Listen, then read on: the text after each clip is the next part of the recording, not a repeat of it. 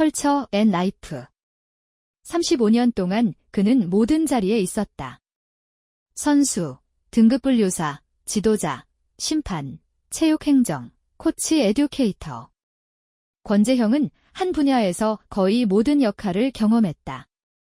2024 파리 올림픽 대회 조정 경기장에 대한민국 심판복을 입고 선 그는 대한민국 조정 역사상 쾌거를 이룬 주인공이자 스포츠 현장에서 35년을 살아남은 생존자이기도 하다. 그가 걸어온 길은 지금 현장에 있는 이들에게 하나의 답이 될 수 있다. 2005년 한 통의 전화. 장애인 조정이 2008 베이징 패럴림픽 대회 때부터 정식 종목이 된대. 홍콩에서 하는 국제 세미나에 가서 들어봐. 2005년 말 호주 어학연수를 막 마치고 돌아온 권재형. 석사과정을 밟고 있던 그에게 교수님으로부터 한 통의 전화가 걸려왔다. 그때는 몰랐다. 이 전화 한 통이 20년 여정의 시작이 될 줄은? 홍콩 워크숍에서 그는 한양대학교 구리병원 재활의학과 한승훈 의사와 함께 등급분류사 교육을 받았다. 의사는 메디컬 관점에서, 그는 조정기술, 테크니컬 관점에서 장애인 선수들을 평가하는 방법을 배웠다. 의사 선생님은 의학 용어로 이해하려 했고, 저는 조정 용어가 나오는 건 캐치할 수 있었어요. 영어를 아주 잘하진 못했지만 움직임에 대한 건 조정 선수 출신이라 더 많이 알았죠. 2006년 2월 등급분류사 자격을 얻어 돌아왔다. 하지만 연맹도 없고 선수도 없었다. 그리고 2006년 7월 장애인조정연맹이 창립됐다. 그때가 지금으로부터 거의 20년 전이다. 메달 박탈에서 메달 수호까지. 창립 멤버로 시작한 그의 여정은 곧 지도자의 길로 이어졌다. 29살에 최연소 감독이 된 그는 2010 광저우 장애인 아시안 경기대회에서 평생 잊지 못할 경험을 했다. 대한민국 선수가 은메달을 땄지만 현장에서 실격 처리된 것, 규정 해석을 둘러싼 논란이 있었다. 피트와 픽스드의 차이였어요. 장비를 걸쳐놓는 것과 고정하는 것의 차이, 4시간을 싸웠지만 받아들여지지 않았죠. 결국 선수는 시상대에 오르지 못했다. 국제조정연맹에 어필한 결과 1년 반 만에 내가 옳았다는 답을 들었지만 이미 해당 대회 조직위원회는 해체됐고 메달을 되찾을 수도 없었다. 다만 이후 규정이 명확하게 개정됐다. 감독직을 사임하고 국제심판이 되었다. 그렇게 4년이 흐른 뒤 2014 인천 장애인 아시아 경기대회에서 심판으로 경기장에 섰다. 대한민국 팀이 금메달 2개를 포함해 3개의 메달을 땄다. 그때 현장에서 제가 심판인 것이 다행이라는 생각이 들었어요. 실제로 결승 경기에서 중국이 이의를 제기했다. 한국 선수의 자세가 규정을 위반했다는 주장이었다. 비디오를 보니 각도에 따라 애매해 보일 수 있는 상황이었다. 2010년에 교훈이 있었기에 저는 정확히 어떤 기준으로 판단해야 하는지 알고 있었어요. 심판들과 그 기준을 공유했고 규정에 따라 문제없음이라는 결론이 났죠.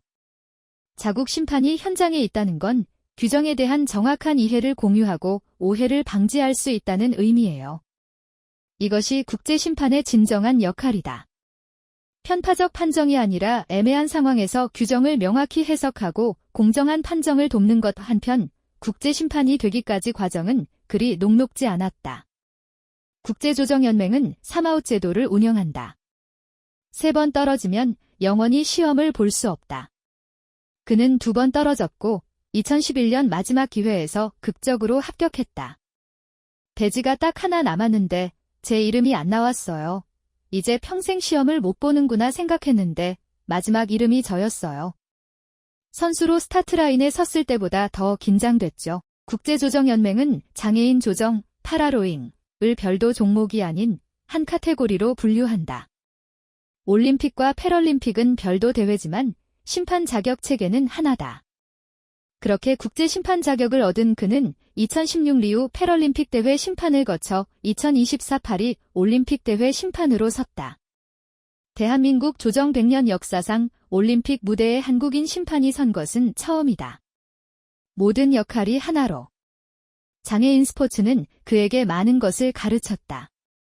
2012 런던 패럴림픽 대회 이후 어머니가 위독할 때도 그는 척수장애인 선수들을 훈련시키며 배운 재활 방법을 적용했다.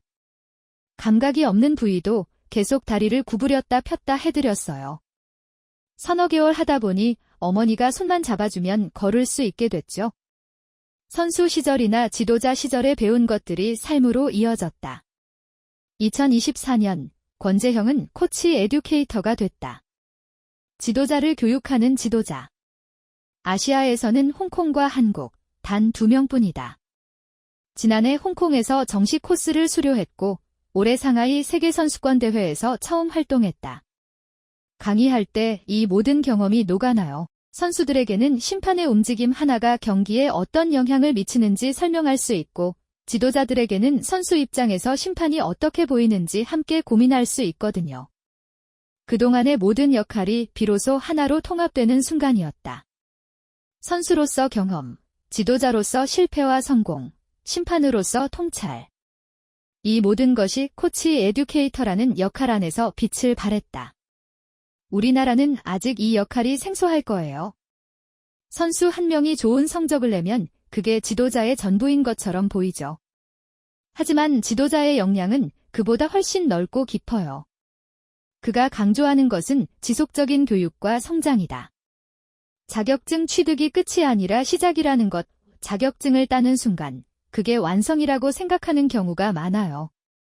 하지만 현장은 계속 변화해요.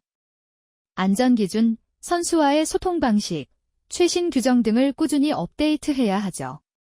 35년간 스포츠 현장에 몸담을 수 있었던 이유이기도 하다. 꾸준함, 그리고 끊임없이 배우는 자세. 젊을 때는 내가 강하니까 살아남는다고 생각했어요. 하지만 지금은 알아요. 끝까지 살아남으니까 강한 사람이 되더라고요. 조정을 정말 사랑하는 만큼 조정 종목에 몸담고 있는 후배들에 대한 애정도 각별하다. 후배들에게 전하는 메시지는 명확하다.